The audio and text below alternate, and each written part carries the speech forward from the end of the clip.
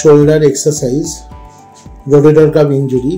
এরকম একটা স্টিক আমরা নিয়ে নিয়েছি, রাইট সাইড এফেক্টেড। স্টিকটা নিয়ে আপনি স্টিকটা এভাবে ধরলেন, হ্যাঁ, এই পোর্শনটা বডির সাথে লেগে থাকবে।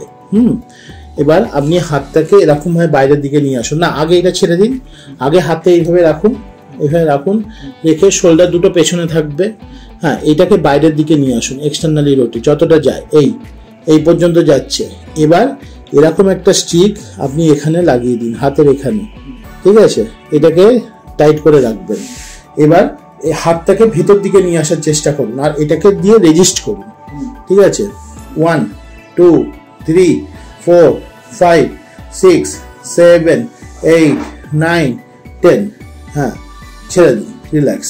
আবার করুন, 1 2, দেখুন, সি দ্য কন্ট্রাকশন, 3 4 5 6 7 8 9 10, ছেড়ে দিন। 10 সেকেন্ড হোল্ড, 10 রিপিটেশনস করে এটা করতে হবে। ওকে।